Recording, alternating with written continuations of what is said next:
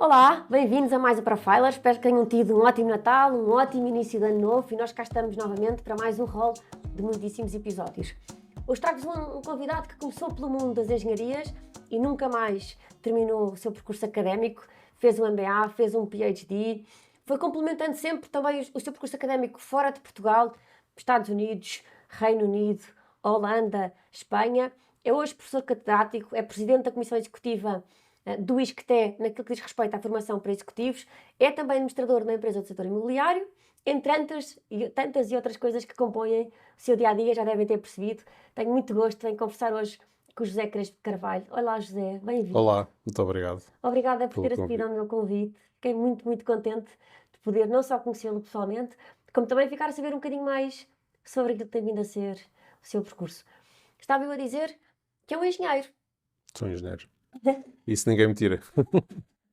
Se formos ao início do seu percurso académico, como é que foi este processo de decisão de ser um engenheiro? Bom, antigamente escolhi, eu não sei exatamente como é que se escolhe hoje em dia, mas presumo que a área é um bocadinho mais aberta. Antigamente havia aquelas coisas em que se escolhia engenharia, escolhia-se economia, escolhia-se, enfim, hoje também continua a existir, mas depois há digamos, uma permissividade nas escolhas, quem tem matemática A e quem... Portanto, naquela altura, não, engenharia era engenharia e, portanto, escolhia-se quando se acabava o nono ano e começava o décimo ano. Isto para dizer que em minha casa eu tenho um pai engenheiro e, portanto, quando eu era, enfim, acho que desenhava bem, ou achava eu que desenhava bem, e, e pôs a hipótese de ir para a arquitetura, por exemplo. E quando eu falei nisso ao meu pai, o meu pai olhou para mim com um ar muito sério e disse: curso de homem é engenharia. E pronto, estava escolhido. Portanto, acabou por ser natural também por ter essa Foi referência dentro de completamente casa. natural, embora tenha uma mãe de belas artes, na altura, uma das primeiras senhoras em Portugal que fez a ESBAL, na altura, portanto, a Escola Superior de Belas Artes, em pintura, e que tinha umas influências sobre o desenho e sobre essas coisas todas, mas claramente estava ditado o caminho. A verdade é que a partir da sua licenciatura nunca mais parou de estudar, não é? Porque fez um Nunca MBA. mais. Aliás, os meus filhos dizem sempre que o pai nunca saiu da universidade. Exatamente. É. Portanto, sim, é uma metáfora para aquilo que eu faço. Porque estava a dizer, fez um MBA, fez um doutoramento no ISCTE. Como é que foi mentalmente organizante para si esta questão do percurso académico? Foi sempre intenção sua manter este lado académico para si estudar ativo? Tinha isso presente na sua mente? Não tinha presente que quando acabei a engenharia que queria fazer mais qualquer coisa, mas que achava que não devia ser necessariamente a engenharia por uma razão. Os primeiros contactos que eu tive com a engenharia no mundo empresarial, fiquei sempre muito isolado, ou seja, na área de projeto a pessoa está em cálculo e estava sob uma grande tensão normalmente porque estávamos numa fase, enfim, que os mais velhos recordarão, não é o seu caso, mas que não tínhamos a Autoestrada do Norte, não é? Ainda, e portanto a autoestrada Eu ia ainda me até, lembro. pronto, ia até Vila Franca, e portanto era toda a parte de projeto por aí fora até lá acima. Portanto, o que significa que estávamos numa fase de muito trabalho para fazermos projeto. Desde projeto de vias de comunicação, a obras de arte, etc., nestes troços todos que houve, e havia uma grande intensidade de cálculo, mas um grande isolamento. O que me fez pensar várias vezes, mas este isolamento é para a vida toda, ou seja, será que eu vou conseguir... Não era o ritmo que me assustava, porque o ritmo era de facto intenso, o que me assustava era permanentemente em gabinete e permanentemente isolado, em frente a um ecrã de computador, ora a programar umas coisinhas, ora a desenhar outras, ora... E isso assustou-me um bocadinho, confesso. Portanto, já tinha tido a experiência de dar aulas e sempre achei que o contacto com outras pessoas tinha muito mais a ver comigo do que propriamente estar fechado num sítio qualquer a fazer o que fosse. Podia ser muito bom ou não, enfim, não importa o caso, mas perder as pessoas era uma coisa que me começou a gostar. E já tinha também, em algumas partes da engenharia, percebido que havia pontes e conexões com gestão que se faziam de uma forma muito interessante e que a preparação de base de engenharia era uma ótima preparação para gestão, como continua a ser, não é? Portanto, há uma grande facilidade de migração e há uma grande possibilidade de apreensão dos conhecimentos todos de uma forma rápida, sobretudo nas partes quantitativas, não é? E depois achei que seria qualquer coisa, se calhar, em gestão. E foi assim, quer dizer, achei que comecei a olhar para as várias hipóteses que havia. Na altura, comecei a olhar para o panorama universitário na área de gestão que eu não conhecia. E achei que valia a pena, por exemplo, aproximar-me de uma universidade que me parecia mais pequena, porque eu tinha tido uma experiência muito grande, e que fosse qualquer coisa mais pessoal. Mas eu não conhecia lá ninguém. E, portanto, imaginei eu na minha cabeça que isto funcionaria assim, desta maneira. E foram estes um bocadinho os critérios de escolha, ou seja, uma coisa mais pequena, há de ser uma coisa mais pessoal, há de ser uma coisa com pessoas, e não há de ser uma coisa muito distante e muito impessoal e muito grande, como era o técnico, em que, basicamente, eu lembro-me do nome de 5, 6 professores e o resto das não sei quantas cadeiras que fiz. Não, e, portanto, achei que podia ser qualquer coisa diferente. E foi assim, e inscrevi-me no mestrado. Tenho um percurso relativamente atípico porque eu inscrevi-me no mestrado, embora já desse aulas, inscrevi-me no mestrado, depois inscrevi-me no doutoramento e só entrei para a carreira académica depois de completar o doutoramento, coisa que naquela altura era quase assim era um caso único, porque normalmente as pessoas entravam como assistentes convidados ou como assistentes estagiários e depois iam progredindo, faziam doutoramento, passavam a professores auxiliares, etc.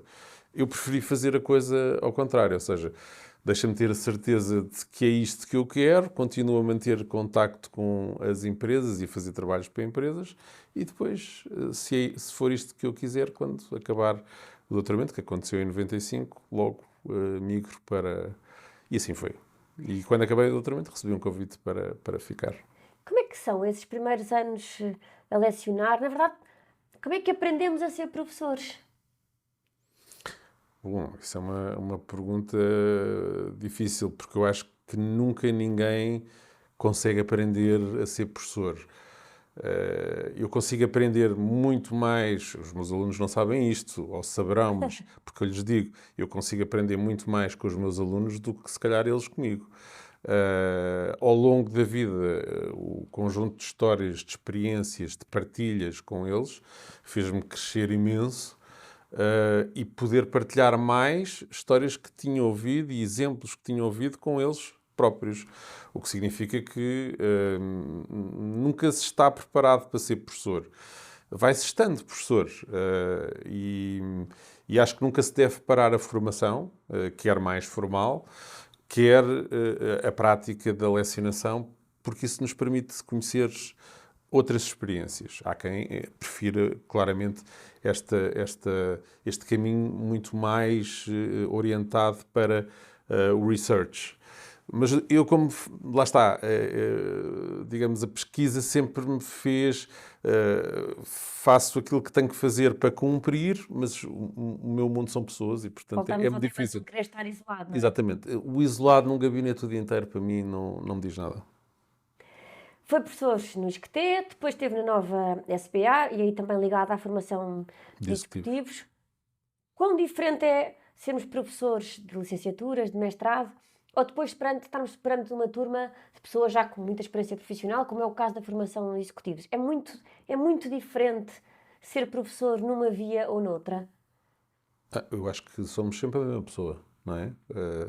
Ninguém muda camaleonicamente de genes daquilo que é. Depois temos que adaptar o discurso àquilo que é o nosso público-alvo. Eu nunca, por exemplo, dei aulas a primeiros anos e segundos anos e sempre dei mais a mestrados. Portanto, já as pessoas têm digamos, um track record de universidade que não necessariamente aqueles que vêm do liceu. Portanto, nunca conheci essa realidade. A não ser quando estava no técnico, dei muitas explicações, mas isso por outras razões, para ganhar o meu dinheiro, dei muitas explicações de matemática a pessoas que estavam de facto no liceu ou a aproximar-se da universidade. Isso é um para um e, portanto, era outra história. Mas nunca dei e, portanto, sempre achei que já apanhei pessoas com alguma maturidade, algum track record, e sempre gostei muito de dar a pessoas mais velhas. Mais velhas, com experiências profissionais, com experiências de vida que não sejam só experiências académicas, experiências de vida, e que trazem uma série de cenários para a sala de aula. E, portanto, há uma partilha, onde há uma partilha de experiências, de vivências, de problemas, de decepções, de falências, de sucessos. E, portanto, esse mundo entusiasma muito porque, mais uma vez, estou a lidar com pessoas, por um lado, mas estou a lidar com aquilo que elas têm de bom e aquilo que elas passaram de pior. E, portanto, tentar estar ali no meio e equilibrar o barco, encontrar um racional também para as ajudar, faz todo sentido, não é? Porque vem também naquilo que estava a dizer, que eu já estava a dizer há pouco, que tem a sensação que aprende mais com os seus alunos Sim. do que aquilo que eles aprendem consigo. Eu não tenho a sensação, eu tenho a certeza. Eu tenho a certeza. Talvez eles não saibam disso, mas a pessoa vai crescendo, à medida que vai evoluindo, vai crescendo. No princípio prepara tudo muito bem, muito bem, muito bem, mas depois há um conjunto de coisas que são já naturais em nós e de histórias de vida e de percepções de como as coisas acontecem no mundo real que vêm dessa vivência com muitos alunos e muitos casos diferentes. E também, porque sempre tive a felicidade de fazer muita consultoria e, portanto, estive sempre muito próximo do lado empresarial. O que para mim era um mundo normal, natural. E, portanto, acabou por ser juntar ali talvez o melhor dos dois mundos. Ter as pessoas, ter a consultoria. Enfim. Já voltamos ao ensino, mas queria ir aqui um bocadinho à sua experiência corporate, porque foi administrador da Caixa Geral de Depósitos. Presidiu à Comissão de Risco. de Risco. Primeiro, como é que se recebe um convite desta natureza? E depois, como é que foi este grande desafio? Recebe-se com surpresa e, sobretudo, a referência que eu tinha era uma referência... as referências que foram dadas de mim foram dadas por alunos meus. E, portanto, eu não me movimento em meios políticos, portanto, não tenho cartão partidário nenhum, e, portanto, fiquei um bocado surpreendido, porque pensei, bom, mas porque eu? E a resposta foi um bocadinho, quer dizer, que a experiência que eu tinha de empresas, porque tinha muita experiência de trabalhar com empresas e em ambientes empresariais em múltiplos setores, era muito importante para o negócio banca. Não sabia nada de banca na altura. E o acaso também ditou que fosse presidente da Comissão de Risco. Por escolha dos meus colegas de administração. E, portanto, tive essa felicidade porque aprendi imenso de banca e vi o outro lado daquilo que não tinha visto até à altura, até então, que era uma realidade totalmente empresarial, que necessitava da banca e da concessão de crédito e disto e daquilo, e depois vi o outro lado, que é como conceder crédito. E em que circunstâncias e por aí fora. E, portanto, foi, voltando à sua pergunta, foi um bocadinho surpreendente, mas foi muito interessante tudo aquilo que eu aprendi, mais uma vez. Foi seguramente um grande desafio profissional. Foi um grande desafio profissional e foi uma altura, não sei se recordará, em que a Caixa não tinha tido, agora posso dizê-lo de uma forma relativamente à vontade, mas não tinha tido aumento de capital. E, portanto, estávamos sob o efeito da Troika, portanto, tudo aquilo tremia, e tínhamos vários indicadores no vermelho, para não dizer quase todos, e, portanto, foram noites difíceis de perceber o que é que vai acontecer amanhã, ou o que é que poderá acontecer amanhã, porque um banco nestas circunstâncias gere-se, mas gere-se no sentido em que é difícil gerir a concessão de crédito porque não há dinheiro, e gere-se com muito cuidado e com muitas pinças, e com muita ponderação, e falando muito também com as pessoas, não é? Porque as pessoas depois têm receio de, percebendo, digamos, que estão numa organização que tem muita gente, podem, ou antevêem que a organização pode sofrer problemas e eles, por consequência, podem ter problemas, não é? Que são funções depois também muito expostas à Sim, sociedade em si, não é? sem dúvida, sem Também dúvida. pesa no dia a Sim. dia. Acaba por ser uma pessoa com aquilo que se chama politicamente exposta, não é? Não sendo eu um político, acabei por estar politicamente exposto. Foi, e o José estava a dizer, portanto, foi administrador de inúmeras empresas, fez imensa consultoria a empresas nacionais, a empresas internacionais. A verdade é que este misto entre o mundo académico e o mundo corporativo traz-lhe também essa vantagem competitiva perante os seus alunos, porque bebe das experiências que eles têm, mas o próprio José tem muitas experiências para partilhar que aporta valor acrescentado aos seus alunos. Sim, sobretudo num ensino executivo, por exemplo, ou num ensino mais applied, em que há uma aplicação concreta a casos. E eu acho que quando falamos de gestão de empresas, temos sempre que partir para o lado aplicado, porque senão a coisa torna-se demasiado hermética e demasiado fechada. E as pessoas têm que viver problemas e sentir que problemas, experiências, casos de sucesso, e as pessoas têm que sentir que quem partilha com elas este conhecimento está seguro, minimamente seguro daquilo que está a dizer, porque tem uma experiência acumulada que lhe diz que o caminho não pode ser por aí, mas tem que ser por aqui. Mas porquê? Bom, há porquês que não têm explicação científica, mas é o acumular de muita experiência que vai dizendo às pessoas: atenção, não faças isso. Não é? Isso atribui muita credibilidade, não é? Sim, Nesse em princípio sim, digo eu, não é? Não sei, os meus alunos dirão. Ensaiado em França, MIT nos Estados Unidos, foi estudar ao Reino Unido, foi estudar à Holanda. Vinha eu a dizer desde o início que tem vindo sempre a Sim. complementar o seu percurso profissional com um percurso académico.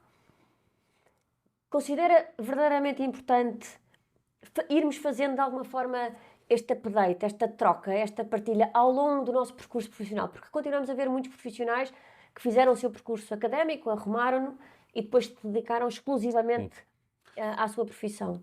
Eu discuti o doutoramento cá, embora tenha passado alguns períodos em Cranfield, que era a minha área de doutoramento, e, portanto, essa experiência no doutoramento foi boa logo de início, perceber que é muito bom sair, é muito bom estar fora e é muito bom conviver com um conhecimento que não seja só aquele interno. E a partir daí, acho que, tipicamente, se nós ficamos parados e não ouvimos, e esta busca de alguns programas que me façam pensar, que me façam refletir, aprender, eu acho sempre que é muito mais aliciante estar no lado de aluno do que no lado de professor, porque eu gosto muito de aprender, mas estando do lado de aluno, devemos dar oportunidade a todo o tipo de contextos académicos para sermos mais ricos e não nos focarmos apenas numa universidade ou numa área ou num país, numa área no sentido específico,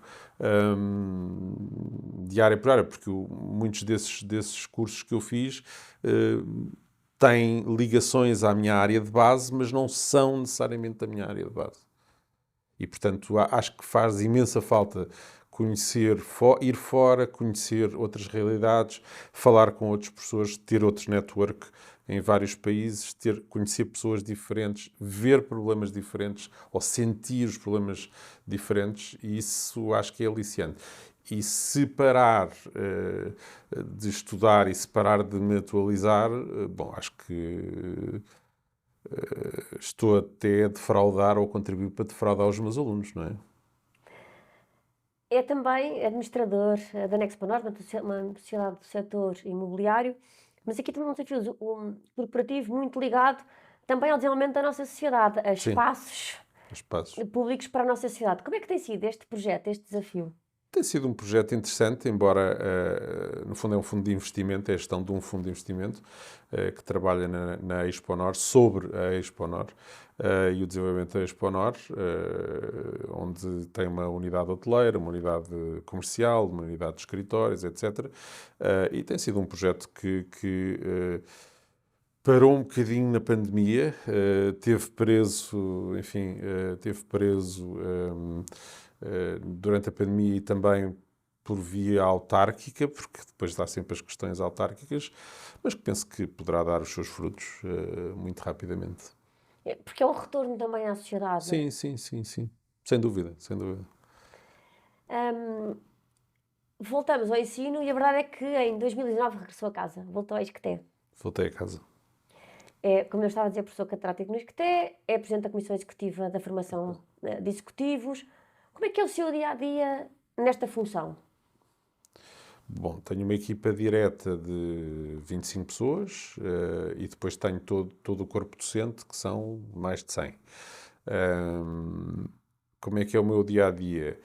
Eu tenho pelouros de execução de programas, portanto, desenho de programas, tenho um pelouro de, no fundo, acreditações internacionais, rankings, tenho pelouro, enfim, e tenho um bocadinho de todos os pelouros porque acabo por ser o presidente, mas estando, mas não, isso não é o mais importante. O mais importante é perceber-se um bocadinho o que é que eu estou, se calhar, a fazer ali, não é?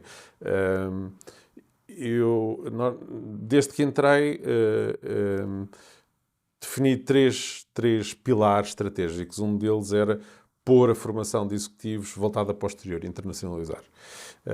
E, portanto, achava que estava demasiado fechada e queria ir para outras geografias e queria oferecer produtos de formação de executivos para pessoas que estão no mercado de trabalho, mas não necessariamente em Portugal. E hoje temos uma operação, felizmente, voltada para fora, voltada para fora do mercado português. E isso é uma grande alegria minha, porque acho que, apesar de tudo, em 3 anos e meio, 4 anos, conseguimos voltar para fora e mesmo em pandemia conseguimos voltar para fora.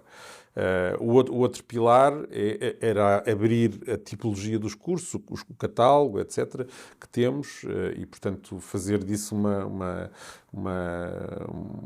ter uma lógica de mais inovação e de mais criação.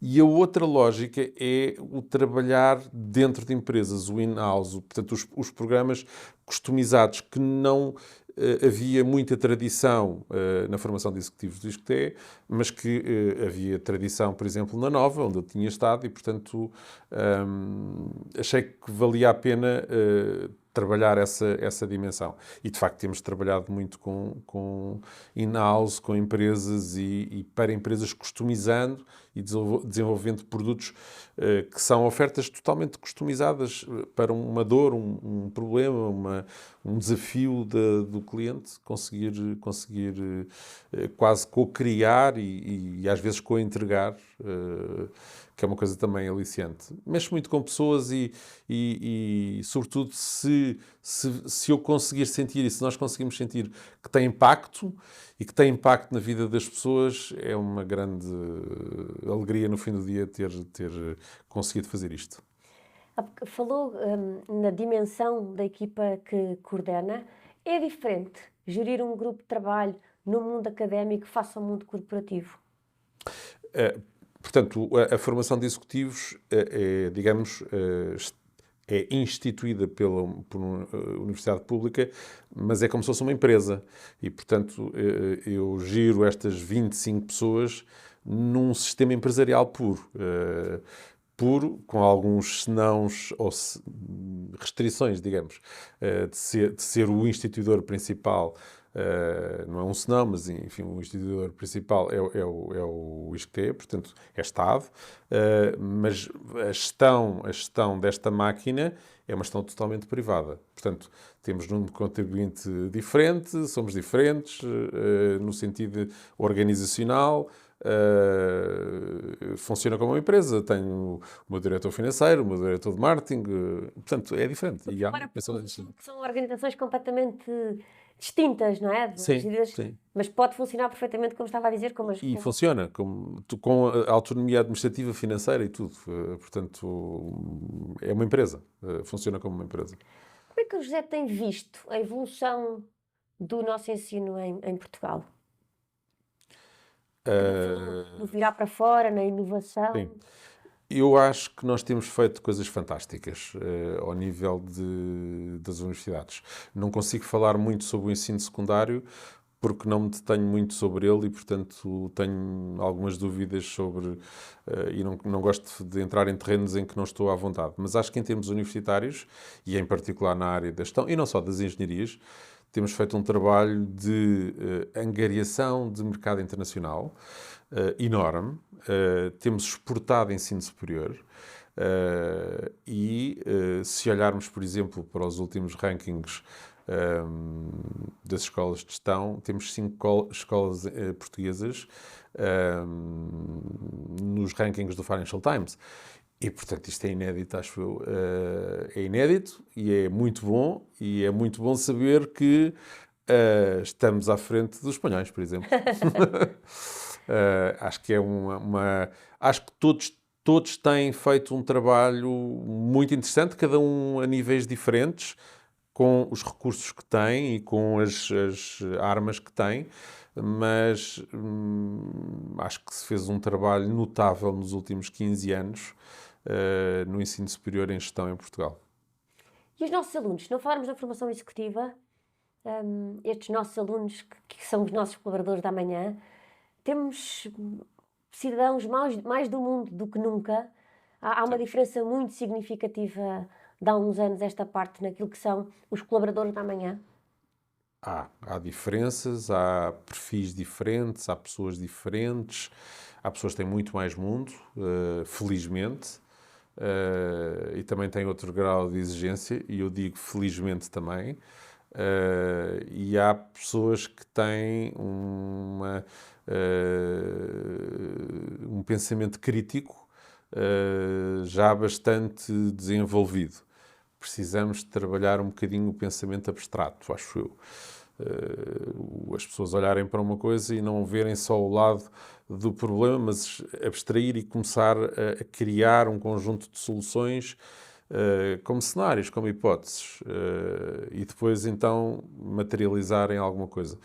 Acho que aí temos alguma coisa a fazer. E noutras áreas, mas há algumas dimensões em que se calhar não somos tão bons quanto outros lá fora, mas acho que temos pessoas diferentes, seguramente diferentes, com muito mais mundo, mais exigentes, o que é bom. Porque vamos todos beneficiar dessa exigência. Sim, sem Podendo dúvida. ter que a conter ou não. A forma de a gerir é diferente. Portanto, há que, para um gestor, há que saber, e para um gestor, enfim, eu considero-me um gestor, não é? Mas para um gestor há que perceber que o target hoje é diferente, o público-alvo é diferente, as exigências são diferentes, o mindset é diferente. E, portanto, eu tenho que me adaptar. Quem tem que se adaptar sou eu. Portanto, isso é bom, não é necessariamente mau. Exige mais de mim, exige mais de quem está comigo, por exemplo, na minha comissão executiva, das 2 pessoas que estão comigo, mas esta capacidade de adaptação é fundamental. Porque nós sentimos muito isso quando estamos a recrutar para dentro das organizações. Sente-se isso, que muitas vezes a organização e a liderança até que ponto é que está disposta a adaptar-se para ir de encontro? Caso contrário, torna-se muito difícil captar este talento que está a sair das universidades. E eu acho que essa palavra é talvez a palavra-chave, que é o exemplo, ou seja, a palavra no meio do... Até que ponto é que se tem que adaptar, e tem que se adaptar pelo exemplo, porque as pessoas são pessoas e continuam a ser pessoas no fim do dia e, portanto, têm os seus problemas, como tinham há uns anos atrás, têm as suas questões, etc. E é preciso saber chegar a elas e é preciso dar o exemplo. Não somos nem mais nem menos do que essas pessoas. Temos funções diferentes apenas. E, portanto, e se calhar no fim do dia temos mais responsabilidade, se calhar não, temos mesmo mais responsabilidade, até por aquilo que não fazemos diretamente. Mas quero acreditar que a motivação de uma equipa faz-se muito por exemplo e por servir as pessoas. Aquilo a que se chama liderança servil, ou seja, eu estou ali para servir alguém, não necessariamente para me servir a mim próprio. Até porque Isso também é... muito o retorno dos jovens em não tanto. Antigamente nós queríamos muito trabalhar na empresa A, na empresa B.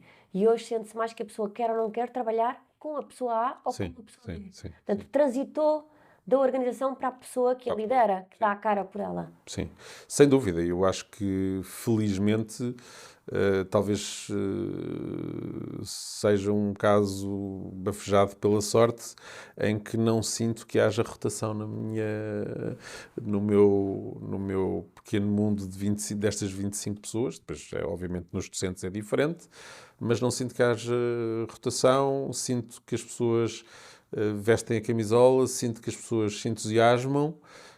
Estão entusiasmadas, têm um drive, têm qualquer coisa que... Isso é muito bom de ver, todos os dias. O José tem inúmeras obras já, livros publicados, logística, negociação, gestão da mudança, são temas que são sempre atuais, de alguma forma, não é? Sim, sim. É outra forma de ter um legado no seu caminho, de deixar, ir deixando um legado. O maior legado que eu gostava de deixar era para os meus filhos, não é? A forma como eles me avaliam, para mim, é aquilo que... os meus filhos e os meus alunos, não é? A forma como eles me avaliam é a forma como eu me consegui, de alguma forma, interpretar, não é? Ou digamos, algum output que seja válido para eles. Mas sim, mas à cabeça estarão os meus filhos e depois estarão muito próximos os meus alunos. Porque acho que é para eles que eu dediquei, ou foi a eles que eu dediquei a minha vida. As obras, os livros, são uma forma de me expressar, porque eu acho que tenho uma linguagem muito próxima, ou consigo ter uma linguagem muito próxima, mesmo em livro. E às vezes tornar um conceito, uma matéria, que às vezes é hermética, ou numa coisa mais simples e mais acessível, quase como ser um storytelling, é uma coisa que me entusiasma, porque onde é que eu vou estudar? Olha, leia isto. Não quer dizer que seja ler o meu, mas quando eu tenho a certeza de que há um livro qualquer que é um storytelling, é um caminho andado, ou meio caminho andado, para que as pessoas se entusiasmem pelas coisas, não é? E acho que é um bocadinho isso que eu gostava de deixar, ou seja, qualquer coisa que fosse entusiasmante e que não fosse boring. Que não fosse uma teoria pura, não é? Sim, que não fosse apenas um manual igual aos outros, ou um livro igual aos outros. No fundo, conta uma história. Contar uma história, sim. Lia num artigo seu, num dos muitos que tem publicados, neste caso estava no Observador, sobre o tema da liderança, onde o José comentava sobre o facto do líder ser sempre responsável, que muitas vezes os colaboradores não imaginam a quantidade de pinos, que eu tinha isso escrito, que muitas vezes o líder tem que fazer para ir de encontro a um conjunto de coisas. Sente isso? Todas as responsabilidades são naturalmente imputadas ao líder, mesmo de coisas que muitas vezes se calhar não tinha como controlar, contornar, fazer O que eu diferente. digo é que, de facto, em última instância, eu tenho que ser responsável. Mas há coisas que não me passam sequer pela cabeça. Ou seja, e ainda assim, eu fiz não sei quantas coisas para as tentar resolver, em termos das pessoas, ou para que elas não aparecessem, mas eu nem venho a saber delas. Mas no fim do dia eu acabo por ser responsável. Às vezes é um bocadinho infeliz ser responsável por coisas onde eu me esforcei imenso para trabalhar com a pessoa, para trabalhar a pessoa, e depois sente-se que, bom, mas quer dizer, mas como é que esta pessoa, depois deste trabalho todo, foi capaz deste desempenho Deste output, não ou é? desta... mas lá está, nós temos que assumir que há um princípio na vida que eu digo muitas vezes, eu sou o primeiro e o último da cadeia alimentar, portanto, isto aqui não há dúvidas, a responsabilidade reside naquele que está acima. Agora, atos pessoais e coisas pessoais, isso não... Será que os líderes de hoje em dia são verdadeiramente conscientes disso que acabou de dizer, essa frase, que nós somos quem lidera é o primeiro e o último desta cadeia? Claro que tem que ser. Não sei se estão conscientes, mas tem que ser. E é aí que está um bocadinho aquilo que eu lhe dizia, o exemplo, não é? Quer dizer, nós temos que dar muito exemplo para conseguirmos que as outras pessoas nos percebam. Às vezes não é por explicar 500 vezes uma coisa, é por fazer 500 vezes uma coisa que eu vou deixar alguma coisa, como dizia há bocadinho, algum legado, e a pessoa começa a pensar, mas porquê é que ele faz aquilo daquela maneira? E eu acho que isso é importante, não é? E é importante meter as mãos na massa, não é importante dizer qualquer coisa e as pessoas que façam por mim, não. É importante fazer. E, portanto, acho que está um bocadinho ultrapassada aquela ideia de que eu estou aqui sentado no meu pedestal e há alguém que tenha que fazer por mim. Não, eu tenho que fazer e muito. É provavelmente um dos grandes desafios das lideranças de hoje em dia. Sim, sem dúvida. Sem dúvida. E, portanto, no fim do dia, o que acontece muito é que, já aconteceria, mas acontece muito hoje em dia, também é que nós acabamos por tomar os nossos problemas e os das nossas pessoas quase como nossos, não é? Quer dizer, e, portanto, sentimos que as pessoas fazem parte de nós e temos uma certa obrigação, enquanto pessoas, de zelar por elas. E isso aumenta o grau de responsabilidade, não é? Tinha eu aqui numa conversa há uns tempos atrás que alguém dizia provavelmente nunca a liderança e a parentalidade andaram tão de mãos dadas como É hoje verdade, em dia. é verdade. É verdade. Está nesse cuidar que o José acabou de dizer. Cuidar, sim, cuidar das pessoas, cuidar das minhas pessoas, e eu falo muito das minhas pessoas, não são minhas de facto, não é? Mas cuidar das minhas pessoas é uma coisa que me diz muito. Saber que um ou outro não está bem, ou que pode ter um problema de saúde, ou que pode não estar bem porque tem um problema pessoal, ou isto ou aquilo, é uma coisa que me preocupa, como é óbvio, e tem que me preocupar. Não é necessariamente pela performance melhor ou pior, porque todas as organizações acabam por aguentar um período com menores performances de uma pessoa. Não estamos a falar de uma empresa de 2 ou 3 pessoas, onde uma delas, se for abaixo, não. Nós temos que estar um bocadinho e ir conseguindo amparar aquilo que são os momentos menos bons das outras pessoas. Mas a pessoa ganha laços que não são familiares. É uma coisa que eu acho que é importante, que é, estamos aqui para trabalhar, podemos ou não ser amigos, mas temos laços como não tínhamos antigamente. Uma natureza de laços que não é similar àquilo que se verificava há 30 anos atrás, de todo. Não tem nada a ver. E já que estamos a falar de desafios, qual é que o José acredita que pode ter sido o maior desafio da sua carreira profissional até o momento?